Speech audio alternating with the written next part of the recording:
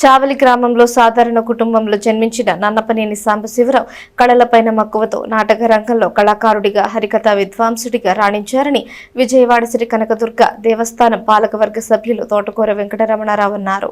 ప్రముఖ హరికథ విద్వాంసులు గాన విశారద నన్నపనేని సాంబశివరావు భగవతార్ 11వ వర్ధంతి. ఆయన 4వ కుమారుడు నన్నపనేని వెంకట భాగేంద్రరావు 5వ వర్ధంతి సందర్భంగా కుటుంబ సభ్యులు మంగళవారం రైల్వే స్టేషన్ సెంటర్లో అన్నదానం చేశారు. శ్రీ శివలింగేశ్వర స్వామి భక్త బృంద సేవా సమితి అన్నదాన కేంద్రంలో అధ్యక్షుడు కుర్రాశ్రీను పర్యవేక్షణలో ఈ సేవా కార్యక్రమం చేశారు.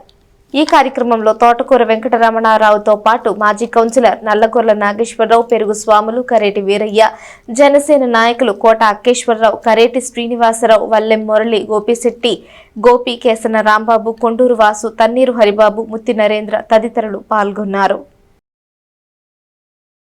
ముందుగా ఈ రోజున ప్రముఖ హరికథకులు శ్రీ గాన కంఠీరవ నన్నపనేని సాంబశివరావు గారి యొక్క 11వ సంవత్సరం ఈ వర్ధంతి సందర్భంగా పేదలకు అన్నదానం చేయాలనేటువంటి సంకల్పంతో ముఖ్యంగా ఎంతో గొప్ప కీర్తిని ఆర్జించిన మా సహోదరుడు విద్యాదాన కన్న విరుదాంకితులైన తెల్లాకుల వెంకటేశ్వర గుప్తా గారి యొక్క శిష్యులు, ప్రముఖ శిష్యులు మా అన్నయ్య గారు నన్నపనేని సాంబశివరావు భాగవతార్ గారు.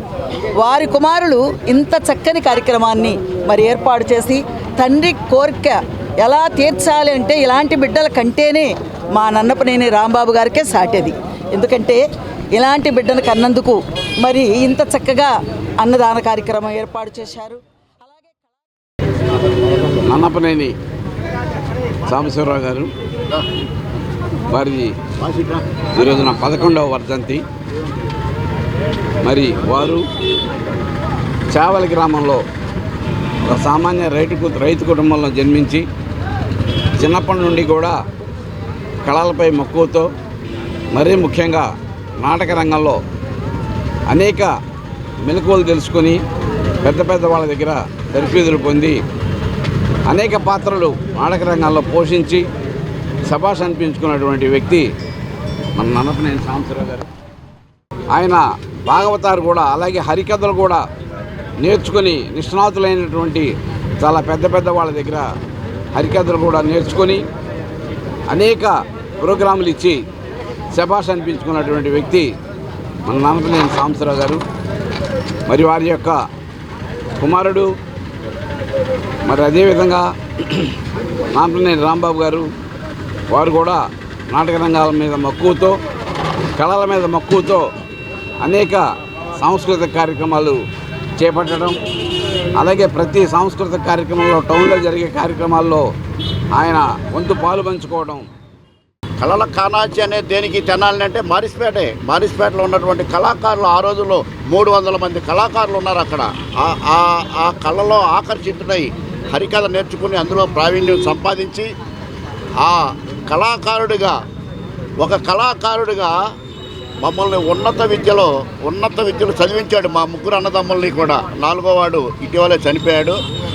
అటువంటి ఆయనకు మేమేమిచ్చినా రుణం తీర్చుకోలేము. ఆయన కళాకారుడిగా ఉండి కూడా ఇటువంటి పేదవాళ్ళకి నిత్యం అన్నదానం చేస్తూ ఉండేవాడు. ఎప్పుడు 3-4 తీసుకొచ్చేవాడు మా ఇంటికి. కళాకారులు కానీ లేకపోతే పేదవాళ్ళు అన్నంతో అలవటించి ఆకలితో అలవటించడం ఆయనకి ఇష్టం లేదు. అటువంటి వ్యక్తి. అందుకని ఆయన సంస్మరణ సందర్భంగా 4 పేదవాళ్ళకు అన్నం పెట్టాలని దృఢ సంకల్పంతో మేము 3 అన్నదమ్ములం కూడా ఈ రోజున ఆయన సంస్కరించుకుంటూ అన్నదాన కార్యక్రమం జరిపిస్తూ ఉన్నాం. అలాగే ఆయనకి కళాకారులను సత్కరించడం అన్నా ఇష్టం. అందుకనే ప్రముఖ హరికథా విద్వాంసురాలు శ్రీమతి బెజ్జంకి నాగమణి భాగవతారిని గారిని కూడా ఆయన పేరు మీద సత్కరించుకోవడం మా అదృష్టం. అలాగే ప్రముఖ మార్తాంగిక విద్వాంసులు జనాల్లో మృదంగం కళాకారులు ఉన్నారంటే ఆయన ఒక్కడే.